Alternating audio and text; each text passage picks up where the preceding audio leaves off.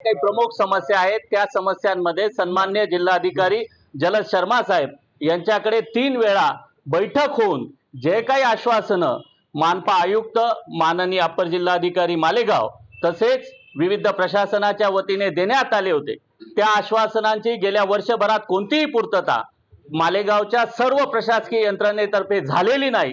आज 2 दिवसावर संवेदनशील विषयात काकांनी आंदोलनाची घोषणा केलेली होती आणि या आंदोलनाच्या पार्श्वभूमीवर गेल्या महिन्याभरापासून 3 महिन्यापासून सातत्याने जिल्हाधिकारी महोदय यांच्या निदर्शनास आणून देऊन देखील त्यावर कोणतीही उपाययोजना करायला प्रशासन सक्षम ठरलेलं नाही आणि आज कुठेतरी परवा 21 तारखेपासून आंदोलन सुरू होत आहे आणि या आंदोलनाची धार कमी करण्यासाठी प्रशासनाचा निष्काळजीपणा, प्रशासन करत असलेली चालढकल आणि शहरातलं प्रदूषण याचे वाभाडे कुठेतरी मीडियात निघू नयेत यासाठी आजच्या बैठकीत सर्व पत्रकार बांधवांना बाहेर निघून जा असं सन्माननीय अप्पर जिल्हाधिकारी केकांत साहेब यांनी सांगितलं। त्याचा आम्ही सर्व सामाजिक संघटनांच्या वतीने तीव्र शब्दात निषेध करतो। सन्माननीय अप्पर जिल्हाधिकारी केकांत साहेब हे दबावात काम करतात। मालेगावच्या समस्या सोडवण्यात त्यांना कोणताही इंटरेस्ट नाही।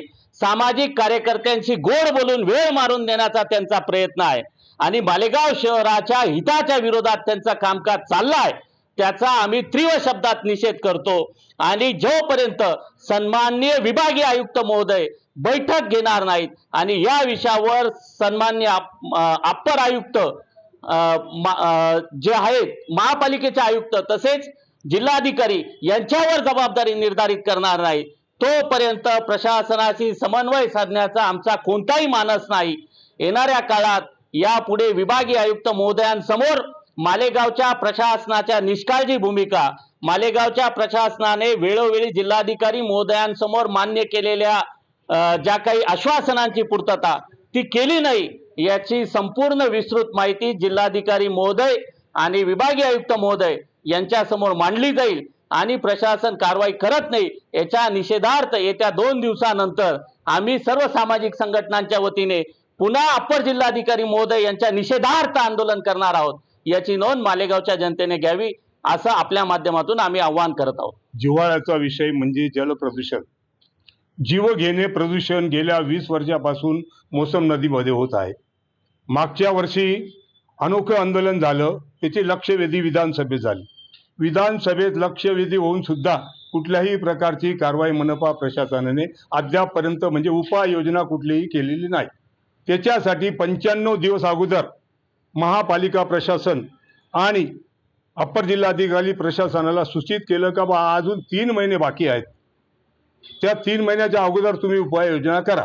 कारण की 18/6/2025 रोजी जिल्हाधिकाऱ्यांनी आदेश पारित केले होते की रक्त मिश्रित पाणी मोसम नदीमध्ये दिसलं नाही पाहिजे, हे प्रदूषण आहे ते थांबलं पाहिजे, त्याच्यावरती महापालिकेने तात्काळ उपाययोजना करावी।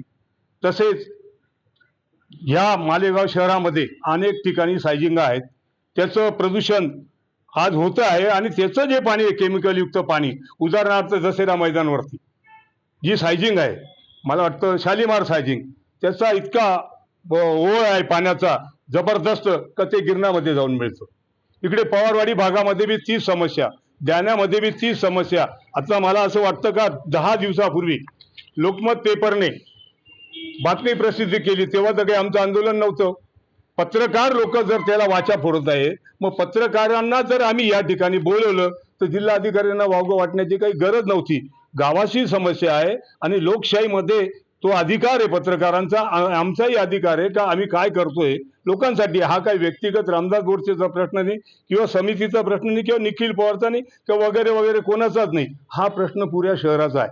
तो प्रश्न आज मांडवण्यासाठी जिल्हाधिकारीकडे मीटिंग होती नाशिकला 10 दिवसापूर्वी, ती मीटिंग रद्द झाली। त्याच्यानंतर दुसरी मीटिंग होती, ती मीटिंग रद्द झाली। आज इथे सन्माननीय अप्पर जिल्हाधिकारी साहेबांनी मीटिंग आयोजित केली होती।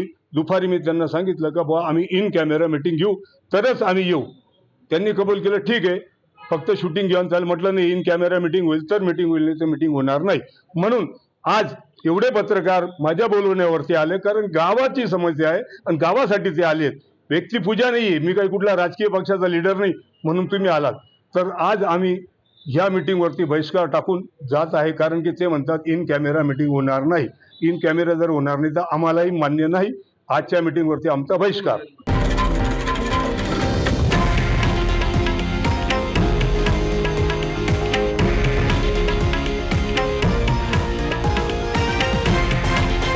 हे आहे देशातील नंबर 1 न्यूज नेटवर्क आणि आपण पाहत आहात TV9 मराठी, एकमेव.